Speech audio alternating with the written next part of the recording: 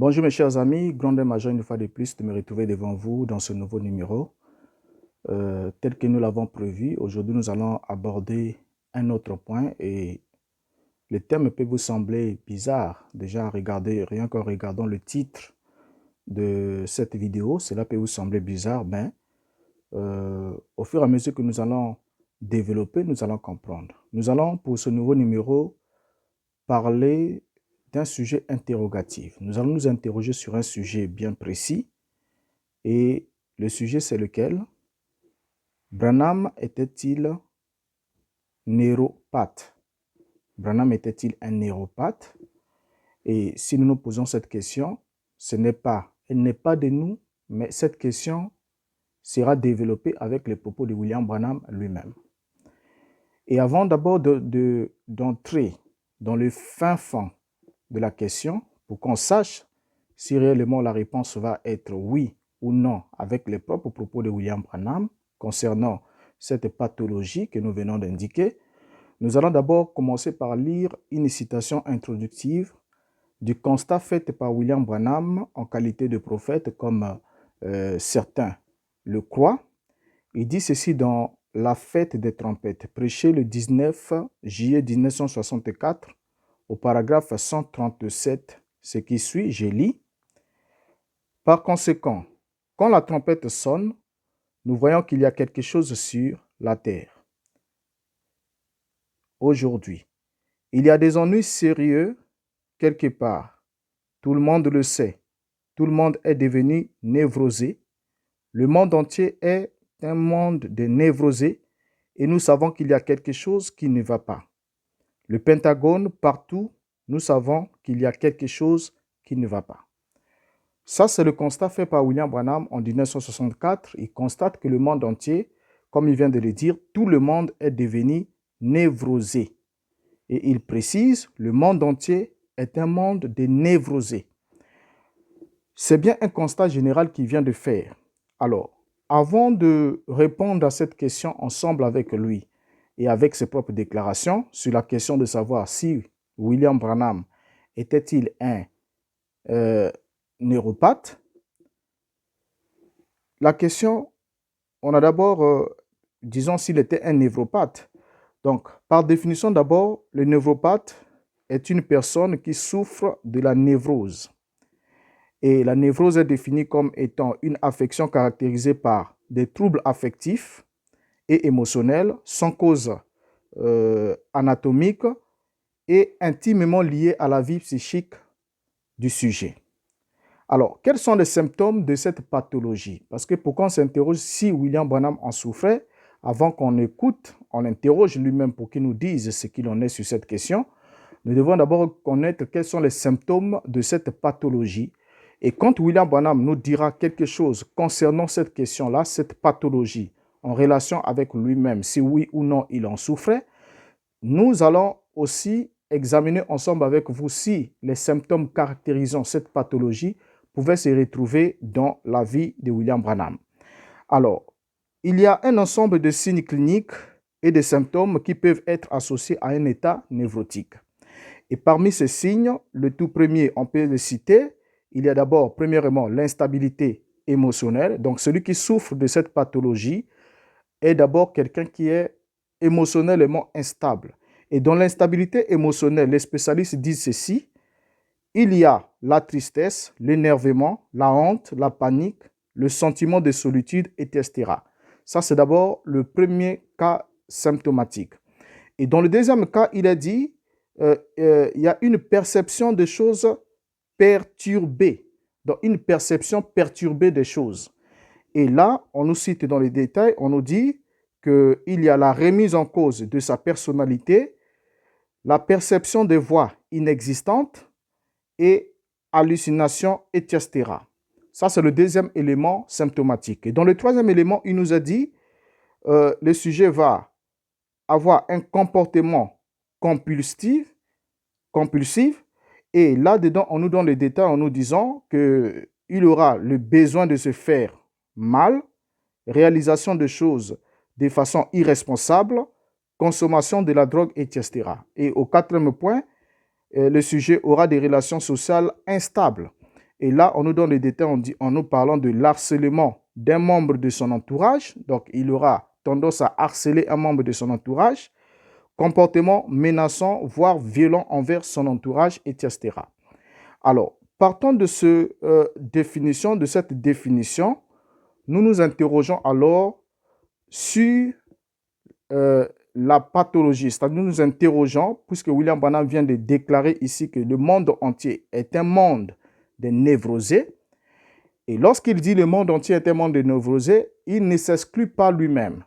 D'abord là, on ne va pas d'abord découvrir dans quel sens est-ce qu'il attaque le monde entier d'être un monde de névrosés, sûrement spirituellement parlant, d'une manière ou d'une autre. Mais nous allons alors entrer dans les détails pour l'interroger personnellement en ce qui le concerne. Et il va nous dire ce qui suit dans la prédication sur les ailes d'une colombe, blanche comme neige, prêchée le 28 novembre 1965, au paragraphe 137. Et j'aimerais qu'on lise cette citation avec beaucoup d'attention. Il dit ce qui suit. « Toute ma vie, j'ai été un névropathe. Petit garçon, j'ai été frappé d'un mal qui m'a effrayé. Cela m'arrivait à peu près tous les 7 ans. Frère Jack se souvient, lorsque j'ai débuté, que j'ai quitté le champ de travail pour une année, car quelque chose venait d'arriver. » Paragraphe 143. « Et vous ne savez pas à quel point j'ai souffert. C'était une oppression mentale. Cela s'est répété dans ma vie tous les 7 ans. C'est là où j'en suis à présent. » 7, 8. Voilà la déclaration qu'on vient de lire de William Branham. Elle est claire, cette déclaration. Et quelquefois, elle peut vous être choquante, surprenante, parce qu'il y en a d'autres, lorsqu'on a publié sur cette déclaration, il y en a qui n'ont pas voulu la lire, il y en a qui n'ont pas voulu reconnaître William Branham dans ses propos, ils n'ont pas voulu le croire sur parole, mais ici, William Branham est clair.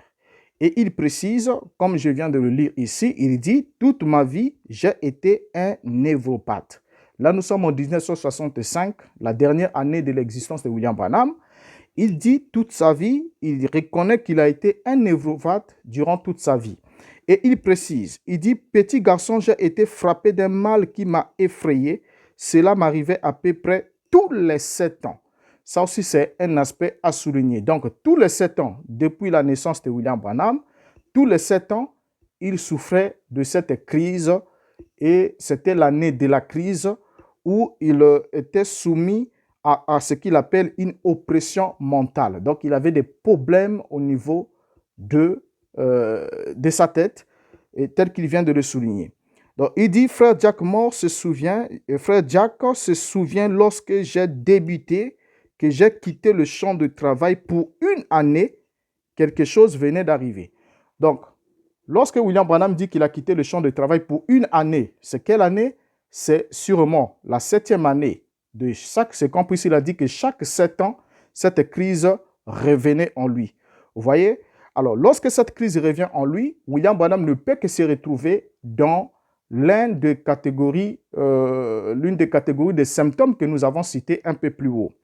Alors, au paragraphe 143, puisqu'on a lu, on relit encore pour qu'on saisisse très bien sa pensée, il dit « Et vous ne savez pas à quel point j'ai souffert. C'était une oppression mentale. » Ce ne sont pas, les mots ne sont pas les miens, mais ce sont ses propres mots. Il dit « C'était une oppression mentale. » Lorsqu'on parle de l'oppression mentale, les termes sont clairs. Ceux qui ont fait médecine peuvent comprendre le fond de cette pensée. On comprend que William Branham avait des sérieux problèmes avec son cerveau, avec son état mental, qui n'était pas en bon et due forme comme tel. Et il nous précise, il nous dit, cela s'est répété dans ma vie tous les 7 ans. Donc ça aussi, c'est très important à souligner.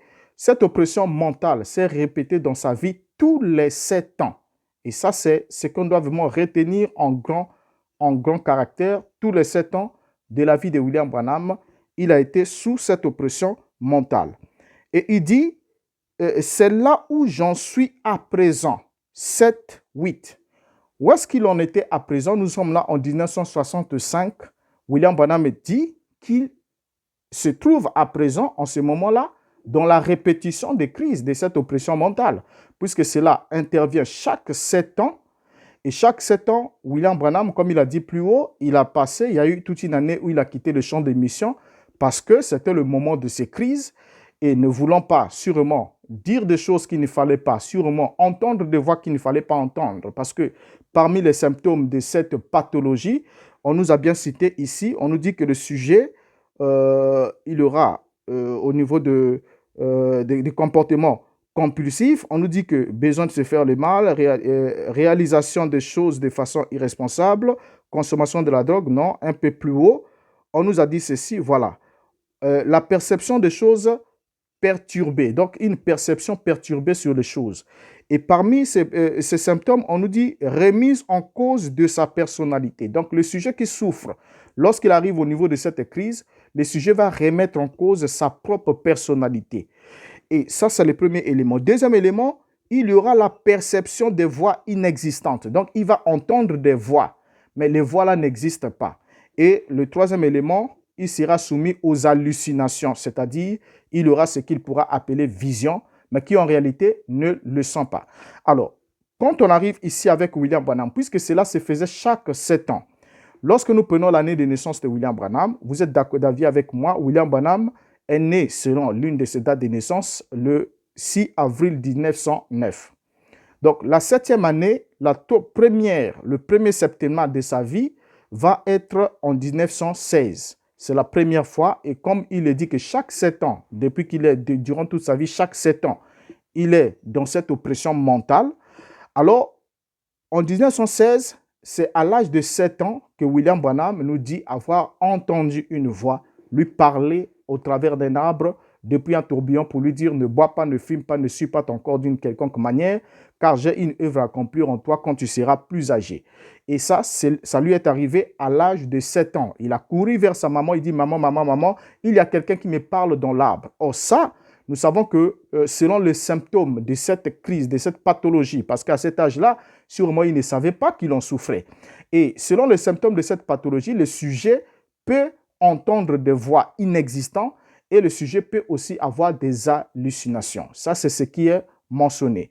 Alors, ici, ce n'est pas quelqu'un qui traite, parce qu'il y a des gens qui ont dit, voilà, vous commencez un peu à exagérer, vous traitez l'homme de Dieu d'un psychopathe, vous le traitez d'un fou. Non, ce ne sont pas, le terme ici, ce n'est même pas un psychopathe, ce n'est pas la folie, mais le terme, comme il a dit, un névropathe, et vous prenez ce que c'est. Ce n'est pas dans le cas comme certains pourront dire, ils ont dit non, mais écoutez, tous les hommes de Dieu ont toujours été qualifiés de névropathes parce que quelque part, William Branham lui-même dit que lorsqu'un homme est spirituel, il est toujours pris pour un névropathe. Ici, ce ne sont pas les gens qui prennent William Branham pour un névropathe, mais William Branham confesse son état de santé et il faudra qu'on soit sérieux avec lui et qu'on comprenne réellement qu'il vient de confesser là un handicap majeur pour ceux qui ont quand même la notion intellectuelle, ceux qui ont quand même la notion, qui ont fait médecine, savent ce que cela signifie lorsqu'un homme vous parle de son état chronique de santé et qui se répétait chaque 7 ans et chaque 7e année, il se retrouvait dans ces crises-là. Alors, donc, à partir de ce moment-là, nous avons la première crise en 1916 et ensuite la deuxième en 1923 et ensuite la troisième en 1930, la quatrième en 1937, la cinquième en 1944 et la sixième en 1951, la septième en 1958 et la huitième en 1965. C'est ce qu'il a dit, 7-8. À la fin de la citation, il a parlé de 7-8. Il dit que c'est là où je me trouve maintenant. 7-8.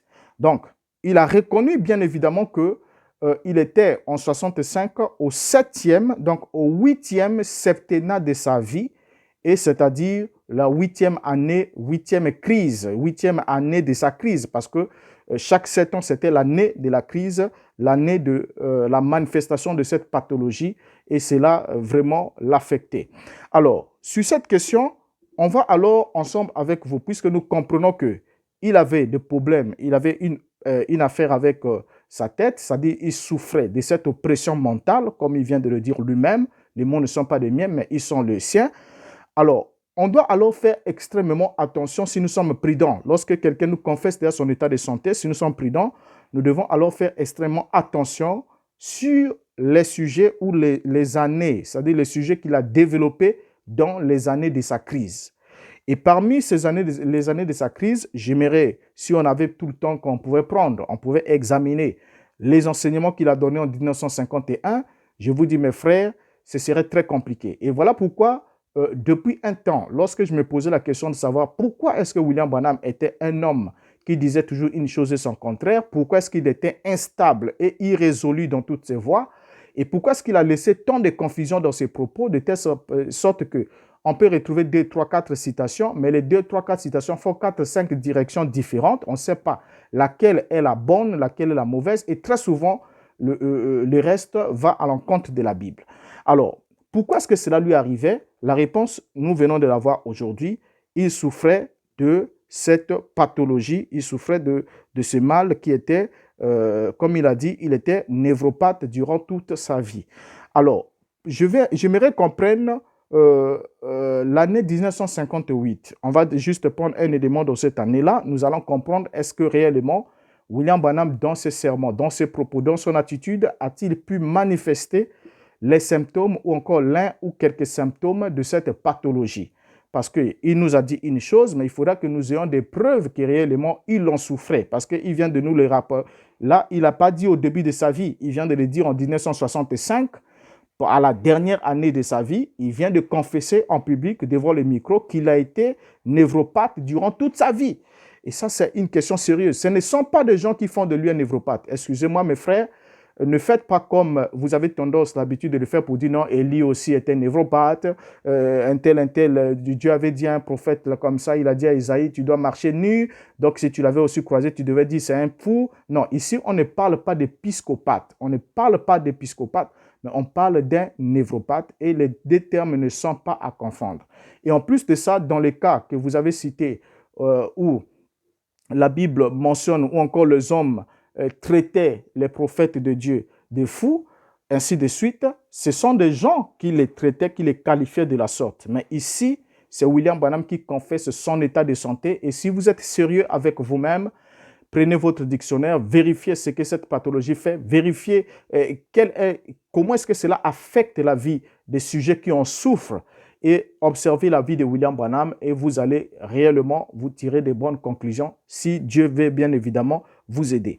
Alors, lorsqu'on arrive en 1958, qu'est-ce que William Branham va prêcher en 1958 qui va nous permettre de comprendre quelque chose dans le fonctionnement de sa mentalité, de sa tête, excusez-moi le terme, c'est celui-là, parce qu'il a parlé de l'oppression mentale. Est-ce qu'il était mentalement oppressé durant l'année 1958? Nous le saurons sûrement dans ses propos. Alors, lorsqu'on prend la prédication, la sémence du serpent. Prenons la sémence du serpent prêchée en 1958. Il va dire ce qui suit dans le paragraphe 159 jusqu'au paragraphe 161. Je le lis. Il dit: remarquez maintenant, le diable est descendu et il est entré dans le serpent et il a trouvé Ève dans le jardin d'Éden, nue, et il a parlé du fruit qui était au milieu. Le milieu, ça veut dire au centre et tout. Vous me comprenez? On est dans une assemblée mixte. Et il a dit, mais c'est agréable, c'est bon à manger, c'est bon à regarder. Et qu'est-ce qu'il a fait? Il s'est mis à faire l'amour à Ève et il a vécu avec elle maritalement. Et elle a vu que c'était agréable, alors elle est allée le dire à son mari, mais elle était déjà enceinte de Satan. Et elle a mis au monde son premier fils, dont le nom était Caïn, le fils de Satan. Mais vous dites, c'est faux ça. Voilà, ça c'est la déclaration de William Branham. Je sais que, en la lisant, ce sont ses propos à lui. Je n'ai rien prêté et nous avons tous compris ici que William Branham nous explique que Satan, le diable, était descendu dans le jardin d'Éden. Il est entré dans le serpent et il a vu Ève qui se promenait dans le jardin nue. Et quand il a vu Ève se promenant nue, il lui a parlé du fruit du milieu qui était au centre de son corps, c'est-à-dire son sexe. Et à partir de là, Satan a eu des rapports sexuels avec Ève par l'entremise du serpent. Et William Branham nous dit qu'elle est tombée enceinte. Elle était déjà enceinte de Satan. Donc Satan est le premier à avoir engrossi Ève. Ça sont les déclarations de William Branham. Bien, nous sommes là en 1958. Alors, qu'est-ce qui va se passer par la suite? William Branham commence à prêcher cette doctrine de la sémence du serpent, qu'on aura le temps par un numéro spécial, de vous montrer l'origine de cette doctrine, parce que tout ce qu'il a dit là, dans cette prédication, c'est des enseignements gnostiques qui ont été puisés dans des documents, des hérésies qui ont été combattues par certains hommes d'église pendant des siècles, qu'on peut retrouver dans beaucoup d'enseignements mystiques que William Branham a importés. Il a pris, on en a fait juste un plagiat. Ensuite, il a dit que le 7e ange devait mettre fin au mystère de la sémence du serpent, mariage et divorce, ainsi de suite, avec l'ouverture des sceaux, ce qui est archi faux. Nous y arriverons.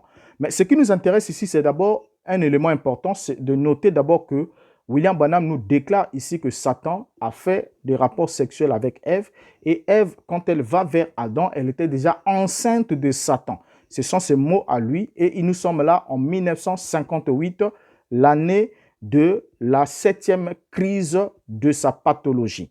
Alors, lorsqu'on prend questions et réponses du 3 janvier 1954, paragraphe 124, qu'est-ce que William Branham nous dit là-dedans concernant cette question? Il va dire ce qui suit. Maintenant, d'après moi, d'où c'est venu maintenant? Voici un échantillon de ma doctrine à moi. Ici, il n'y a que les gens de l'Église. Vous voyez, moi, je pense que Caïn était le fils de Satan. Je sais que vous n'êtes pas d'accord là-dessus. Même ma propre Église ne l'est pas.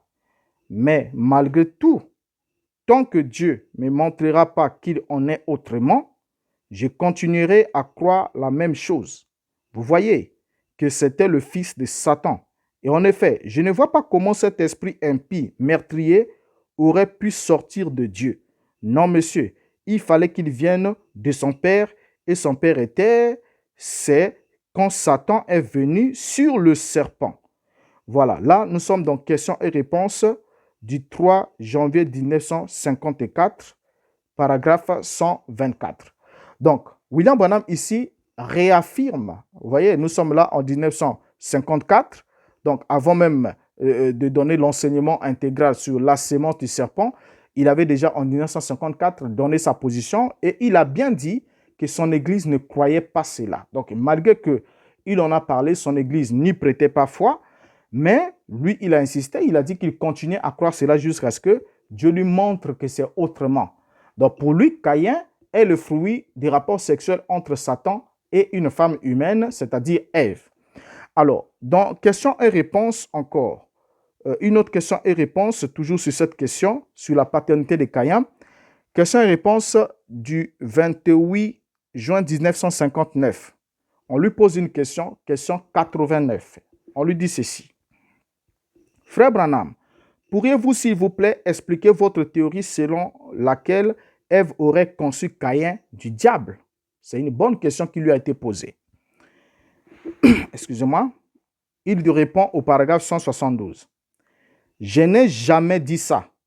J'ai dit qu'Ève a conçu Caïn du serpent. Voilà, ça commence. Je n'ai jamais dit ça. J'ai dit qu'Ève a conçu Caïn du serpent. Or, là, nous sommes en 1959. Donc, William Branham vient d'oublier qu'en 1954, il avait déjà ébauché la question et qu'en 1958, tout récemment, il a bien démontré que Satan est descendu dans le jardin d'Éden, il est rentré dans le serpent et ensuite, il a eu des rapports sexuels et il précise que Ève, lorsqu'elle va vers Adam, elle était déjà enceinte de Satan. Il a bien dit dans la prédication « La sémence du serpent » prêchée en 1958. Mais ici, lorsqu'on lui pose la question, on lui dit « Frère Branham, pourriez-vous, s'il vous plaît, expliquer votre théorie selon laquelle Ève aurait conçu Caïn du diable ?» Il répond « Je n'ai jamais dit ça. J'ai dit qu'Ève a conçu Caïn du serpent. » C'est déjà une attitude moins sérieuse. Donc, on comprend, je ne sais pas, je ne vais pas tirer des conclusions à votre place, mais nous savons que 1958, c'était l'année de la névrose, l'année de sa crise. Vous voyez, l'année de sa crise comme il a su l'expliquer lui-même. Donc, si nous sommes des gens assez honnêtes et assez gentils, on ne devrait pas attribuer à William Branham la responsabilité censée, parce que ce sont des propos insensés que de le dire. La Bible va nous le prouver. Nous prouvons que ce sont des propos insensés. Et lorsqu'on lui pose la question ici de justifier sa théorie selon laquelle Ève aurait conçu du diable, il nie cela, il dit « Je ne l'ai jamais dit, mais j'avais dit qu'elle avait conçu du serpent. » Or, plus haut, pourtant, il a bien dit que c'est Satan qui est entré, vous voyez, dans Ève, et dans le serpent. Ensuite, il a eu des rapports sexuels avec Ève, et Ève avait conçu de Satan. Alors, continuons à les lire, parce qu'on n'aimerait pas trop parler à sa place. Continuons à les lire, nous allons découvrir ensemble quelque chose. Dans questions et réponses sur les Hébreux, troisième partie, prêché le 6 octobre 1957, paragraphe 602, il dit ceci. Exactement, Adam et Ève ont été le père et la mère sur le plan terrestre de toutes les créatures vivantes, de tous les êtres humains qui aient jamais vécu sur terre. C'est vrai, noir, blanc, pâle, brun, jaune. Quelle que soit votre couleur, c'est en relation directe avec les lieux où vous habitez et la manière dont tout comme. 3 points. Ici, William Branham nous dit, sans tergiverser, que Adam et Ève ont été le père de toute la race humaine, de tous les êtres humains existants sur la terre. Ce sont ses propos. Donc, tout celui qui est être humain descend d'Adam et Ève, et je peux lui tirer un chapeau et lui dire félicitations pour ses propos. Alors, qu'est-ce qu'il va nous dire par la suite? Ensuite, il va nous dire ce qui suit. On va le lire toujours. Lisons William Branham dans questions et réponses toujours sur les Hébreux. Cette fois-ci, nous prenons, c'est toujours celui du 6 octobre 1957, troisième partie, paragraphe 581. William Branham dit ce qu'ici. Or, la Bible ne consigne la naissance que des 3 enfants nés d'Adam et Ève. C'était Caïn, Abel et Seth. Voilà. Donc, la citation est longue, vous pouvez lire jusqu'à la fin. Mais ce qui nous intéresse ici, c'est d'abord le fait que William Branham reconnaît. Il dit bien, or la Bible ne consigne la naissance que de 3 enfants nés d'Adam et Ève. C'était Caïn, Abel et Seth. Les 3 enfants nés d'Adam et Ève, c'était qui? Caïn, Abel et Seth. Donc, regardez comment le langage est changeant et comment William Branham a un pied dedans, il a un pied dehors, mais ici au moins, il parle avec la Bible et il rapporte que la Bible ne consigne que 3 enfants qui sont nés d'Adam et Ève et il précise le nom, c'était Caïn, Abel et Seth. Donc ici, il est en contradiction avec lui-même, mais pour la première fois, en accord avec la Bible. Parce qu'évidemment, ce qu'il a dit, c'est ce que la Bible dit. Et c'est ce qui est vrai et qui est véridique. Mais qu'est-ce qu'il va encore ajouter dans la prédication? La parole parlée est la sémence originelle. Parole parlée, la sémence originelle, prêchée le 18 mars 1962, à la page 59, je lis dans la version suisse. Il dit ce qui suit. Mais chaque homme, qu'il soit pape, prêtre, évêque ou autre, meurt parce qu'il est un hybride. Exactement. Il est né de l'union de Satan et d'Ève. Vous pouvez dire ce que vous voulez, c'était Satan et Ève. Fin de citation. Donc ici, William Branham s'entête dans sa position, là nous sommes en 62, il revient et dit que vous disiez ce que donc, tous les êtres humains sont des hybrides. Pourquoi ils sont des hybrides? Parce que selon lui, ils sont nés de Satan et Ève. Donc comme ils sont nés de Satan et Ève, ils sont hybrides, voilà pourquoi ils meurent. Mais chose curieuse au moins, on va le dire quand même en passant, William Branham le dit dans l'exposé et dans d'autres prédications, il dit que l'hybride ne se reproduit jamais. Donc un hybride ne peut pas se reproduire. Ça, c'est ce qu'il dit. Et même la science en rend témoignage. Quand vous prenez un maïs hybridé, ce maïs hybridé ne va pas se reproduire, il peut vous donner une bonne farine, mais si vous le mettez à terre, il ne va que pourrir parce qu'il n'a pas le germe de vie. Mais ici, là, William Branham dit que tous les êtres humains, qu'ils soient papes, qu'ils soient évêques, qui que ce soit, ils sont tous des hybrides, donc y compris lui-même.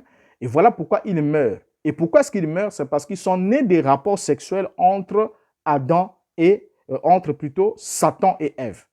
Alors là, déjà dans cette déclaration, ce qui est flagrant, c'est quoi?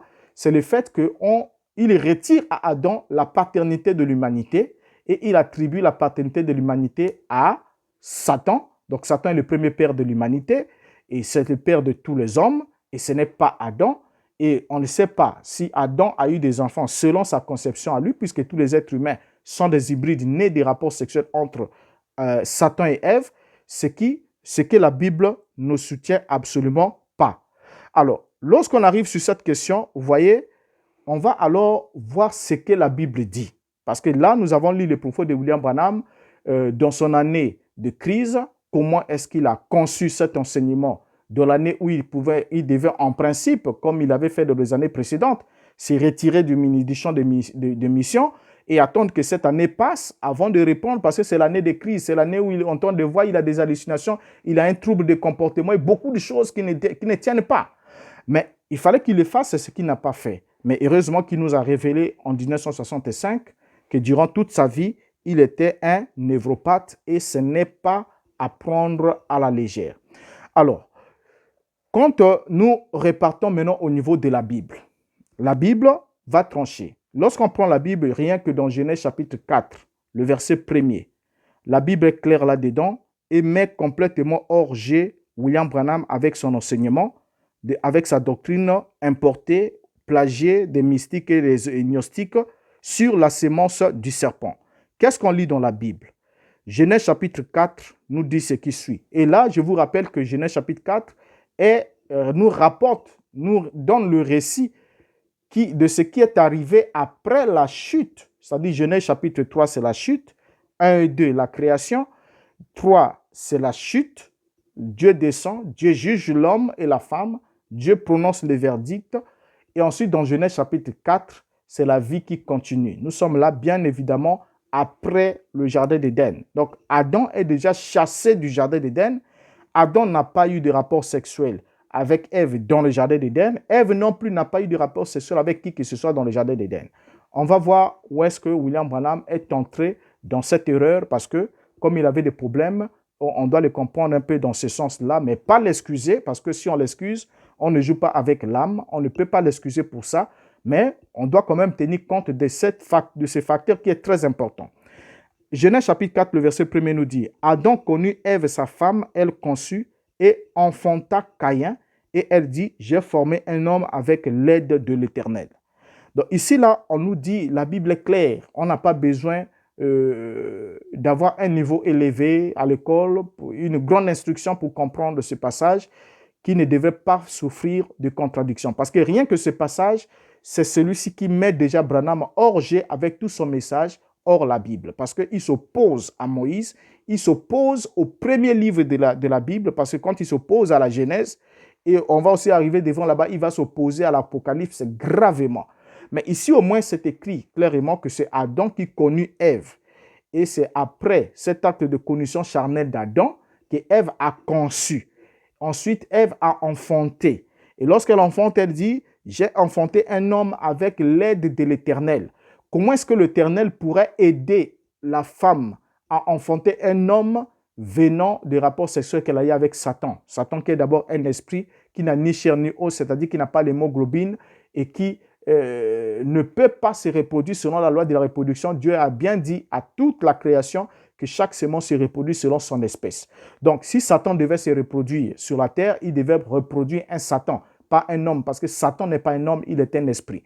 Et si on nous dit, voilà, c'est l'esprit qui était rentré dans le serpent, et ensuite, mais les gènes d'abord d'un animal, le serpent est un animal.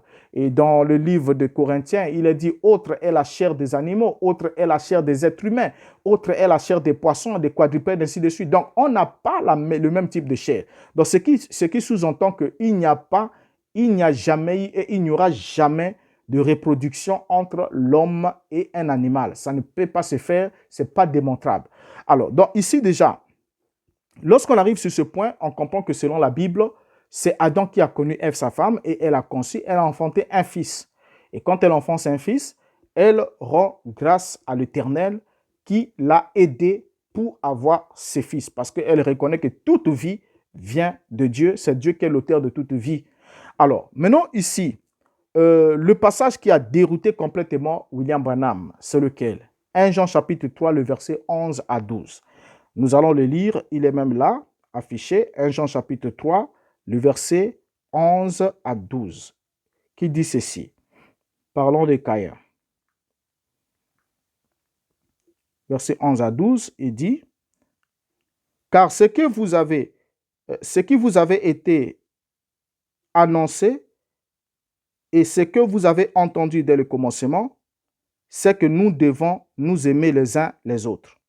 Et n'est pas ressemblé à Caïn, qui était du malin et qui tua son frère. Et pourquoi le tua-t-il? Parce que ses œuvres étaient mauvaises et que celles de son frère étaient justes. » Voilà. Ça, c'est l'un des versets qui a envoyé William Branham dans les décors, parce que pour Branham, il interprète, il dit, comment est-ce que Caïn, s'il venait réellement d'Adam, d'où lui est venu cet instinct meurtrier? Pourquoi est-ce qu'il était un meurtrier? Et comme la Bible dit ici, n'est pas ressemblé à Caïn qui était du malin. Et à partir de ce moment-là, William Branham attribue à Caïn une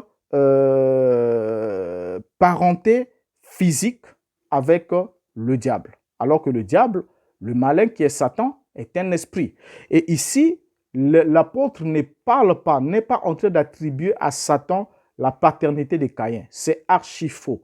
Mais il est en train de souligner d'abord un élément. Il a d'abord montré plus haut, il dit que quand quelqu'un aime, tout celui qui aime est né de Dieu, et celui qui n'aime pas est du malin.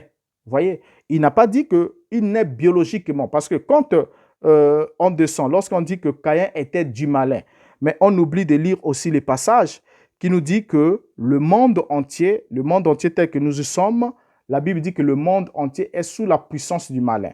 Et le même apôtre ici dit, nous sommes de Dieu, et j'aimerais qu'on le lise, il dit, nous sommes de Dieu, mais le monde entier, nous sommes de Dieu. Lisons-le, toujours dans 1 Jean. Ok, 1 Jean, chapitre 5, le verset 19. Il dit ceci. Nous savons que nous sommes des dieux et que le monde entier est sous la puissance du malin. Donc, regardez la formulation, c'est la même. Il dit, nous savons que nous sommes des dieux. Donc, il s'adresse aux apôtres, il s'adresse aux autres frères, croyant comme lui, et nous, ça l'inclut personnellement. Il dit, nous savons que nous sommes des dieux. Donc, nous sommes des dieux. Donc, Dieu, nous avons pour source Dieu. Nous appartenons à Dieu.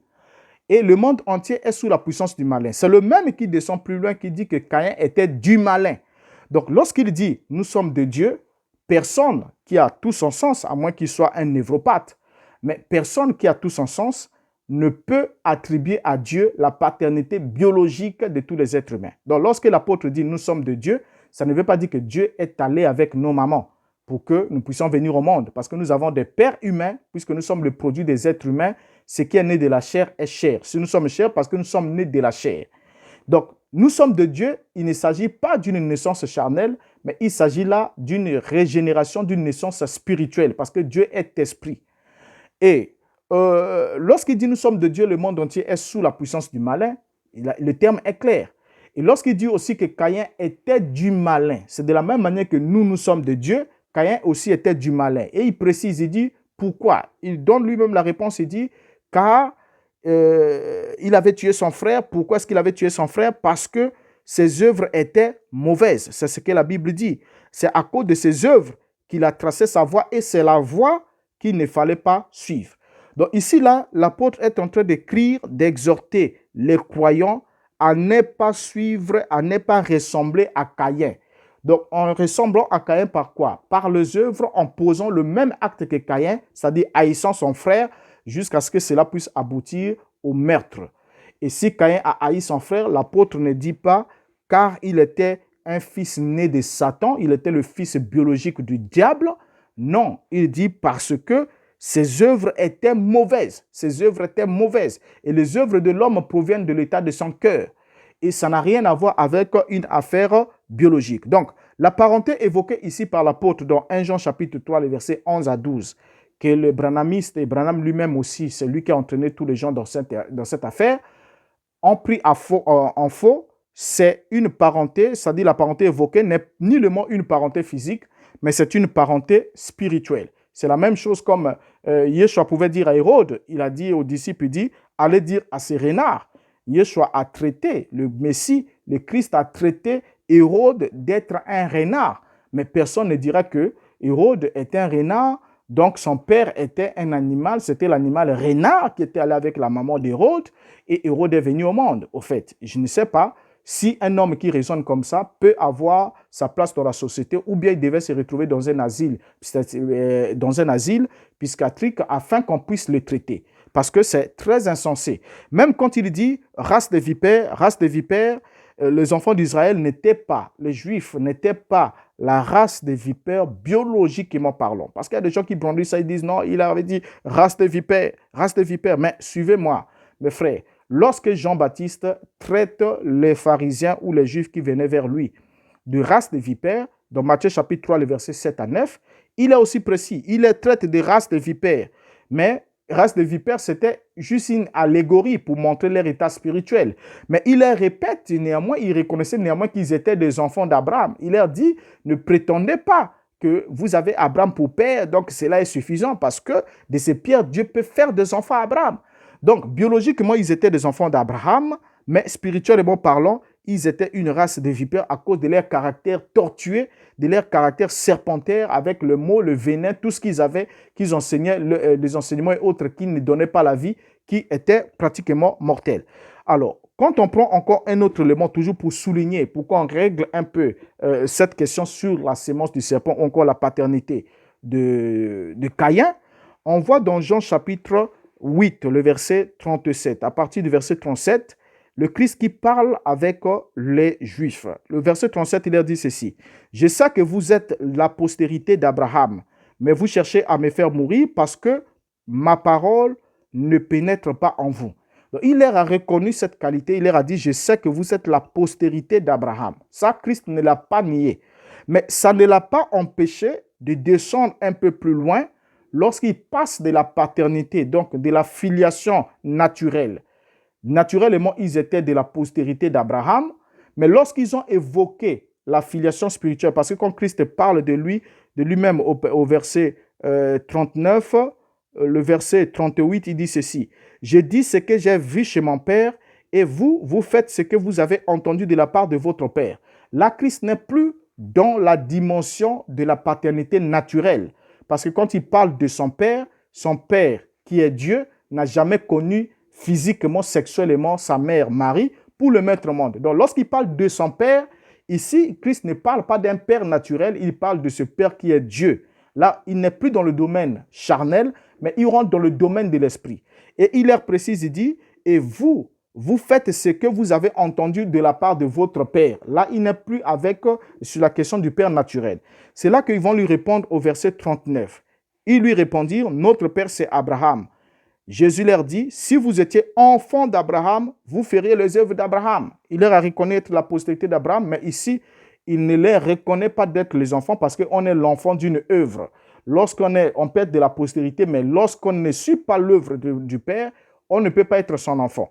Alors, il continue. Au paragraphe, lorsqu'il descend au paragraphe 41, il dit, vous faites les œuvres de votre Père. Il lui dit, nous ne sommes pas des enfants illégitimes, nous avons un seul Père, Dieu. La filiation n'est plus naturelle, on est dans la filiation spirituelle. Nous avons un seul Père, Dieu.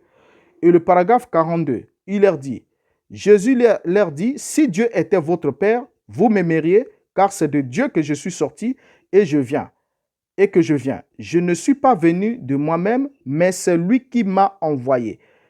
Et quand on prend le verset 44, c'est là qu'il va chuter. Il dit, vous avez pour père le diable et vous voulez accomplir le désir de votre père. Il a été meurtrier dès le commencement et il ne se tient pas dans la vérité parce qu'il n'y a point de vérité en lui.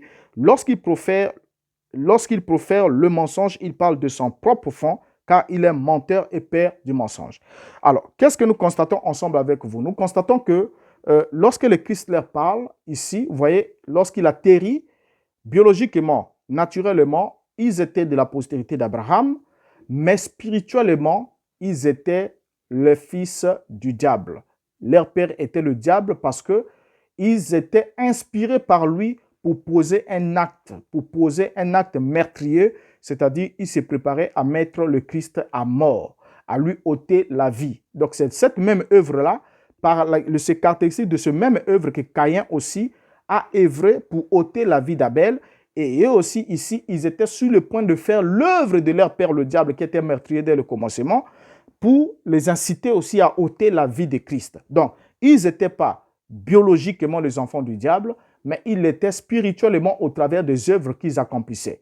Donc, cette affaire de sémence biologique du serpent, Satan qui aurait couché avec une femme humaine pour faire, vous voyez déjà quand on a lu un peu plus haut, comment Branham était confus dans cette question, lorsqu'il déclare aujourd'hui, une année après on lui pose la question, il dit « je n'ai jamais dit cela ». Alors qu'il a dit, ça se retrouve sur bande. C'est vraiment honteux quand on voit même, une fois j'en ai parlé avec certains amis qui m'ont dit oh « non, écoutez, c'est le langage changeant d'un prophète, il est comme ça, tout ça là, tout et tout ». Mais je leur pose la question, je dis « qu'est-ce qu'on fait? Quelle est la citation qui est vraie ? Et on fait quoi des autres citations ?» Parce que vous dites que le prophète est doté du pouvoir d'infaillibilité. Il ne faillit pas.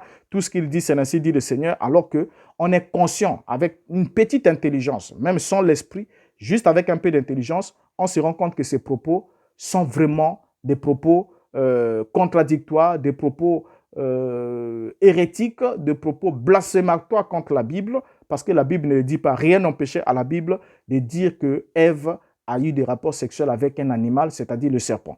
Et si cela était le cas, Dieu n'aurait pas laissé vivre la femme, parce que la loi de Dieu existait depuis l'éternité, et avant qu'il la donne à Moïse, Branham aussi est d'accord avec ça, avant que Dieu donne sa loi à Moïse, sa loi existait dans sa pensée depuis l'éternité.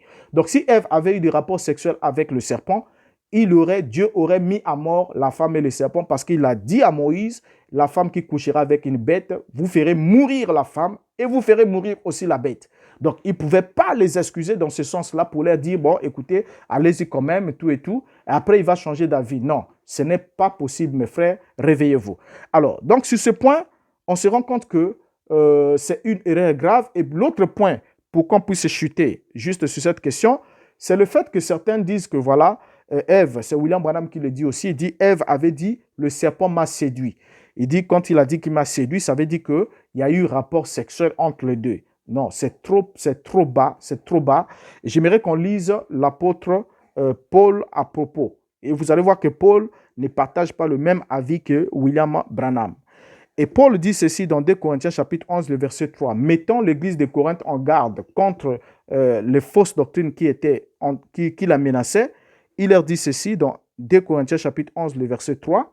Il dit « Toutefois, de même que le serpent séduisit Ève par sa ruse, je crains que vos pensées ne se corrompent et ne se détournent de la simplicité à l'égard de Christ. » Donc ici, là, la séduction évoquée ici par l'apôtre, c'est le fait d'être détourné. Ève a été séduite, en d'autres termes, Ève a été détournée de la pensée de Dieu exprimée au travers de sa parole, qui leur disait, vous mangerez de tous les arbres du jardin, mais sauf à l'arbre de la connaissance du bien et du mal. Donc la séduction d'Ève consistait au fait d'être détournée de la voie de Dieu pour suivre la voie du diable. Donc désobéir à Dieu.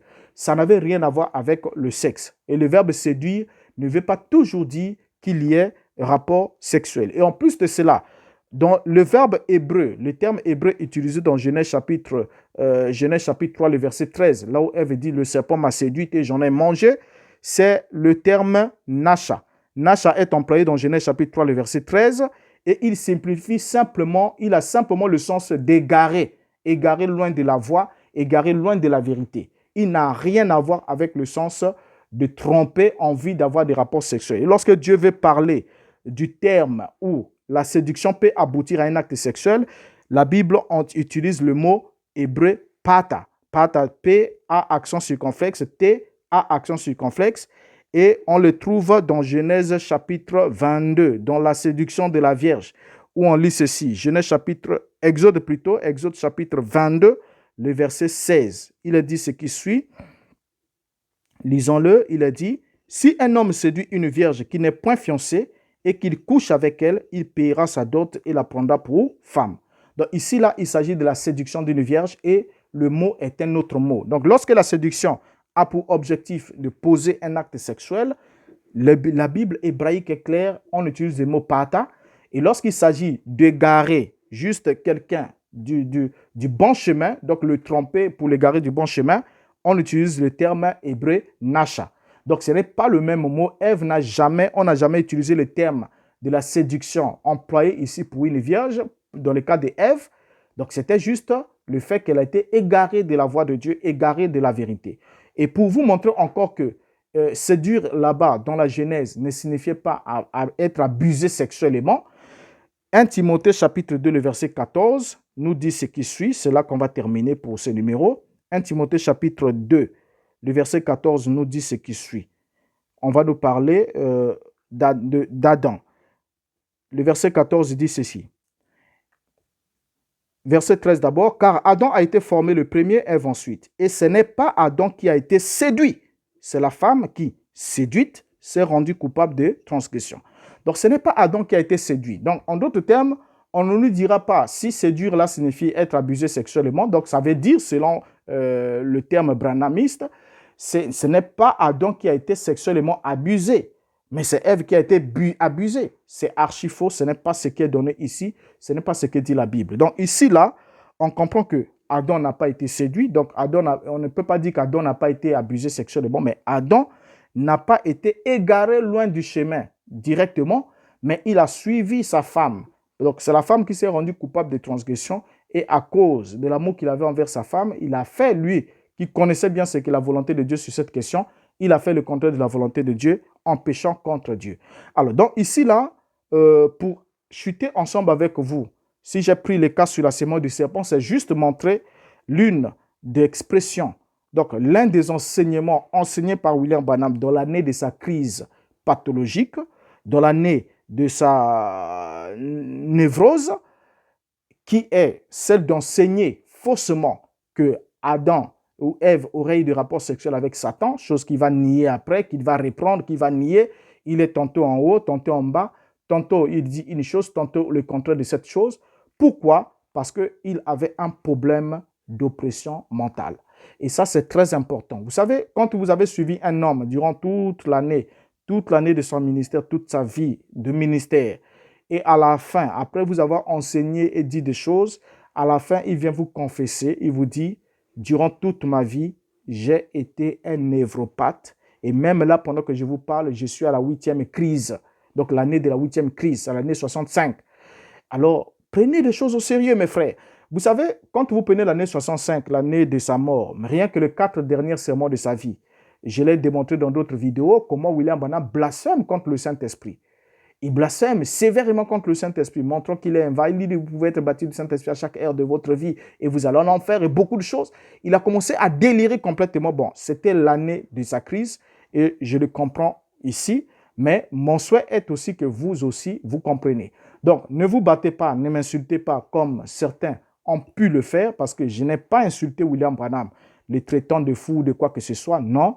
Je sais qu'il y a des gens qui l'aiment, il y a des gens qui le portent, mais j'ai juste dit ce qu'il a dit et nous avons fait le constat ensemble et nous allons encore naviguer ensemble avec vous dans beaucoup de numéros et vous allez vous rendre compte évidemment, effectivement, que surtout les années de sa crise, c'était les années les plus complexes, les années où il a déclaré de n'importe quoi, il s'est contredit contre lui-même, il a prononcé des hérésies énormes, des énormités qui aujourd'hui sont en train d'égarer plusieurs.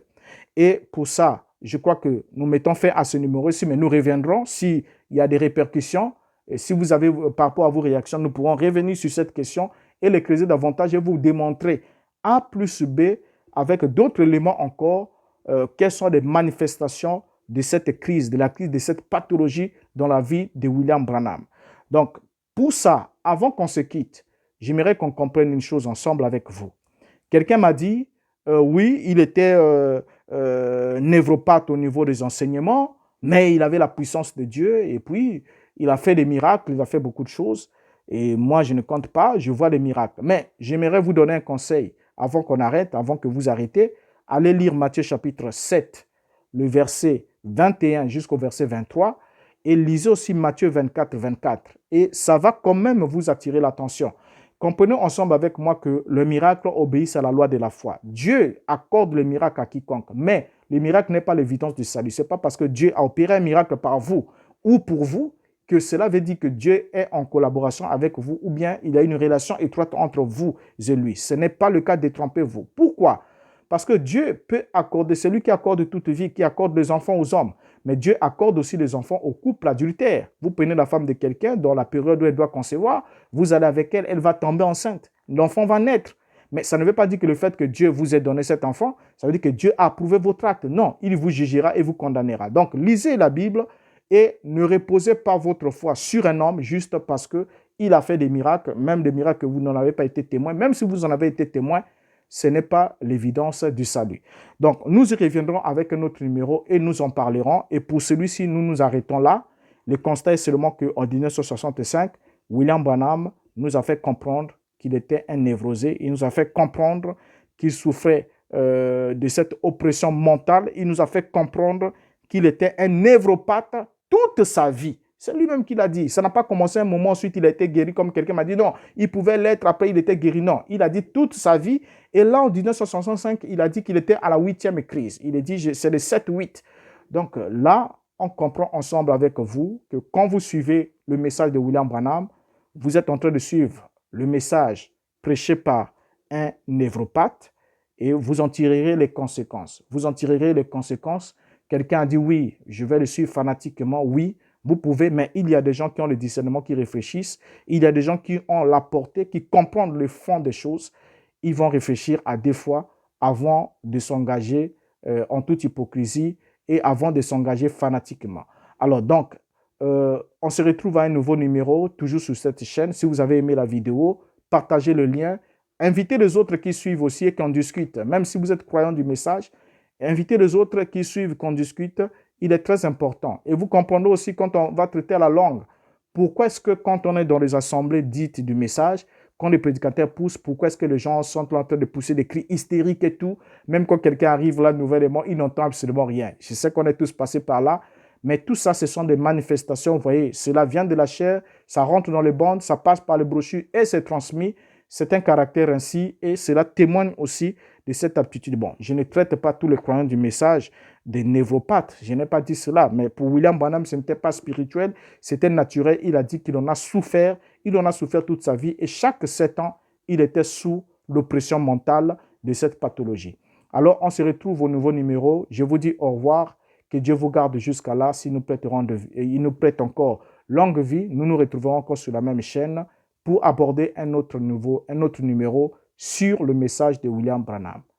Au revoir.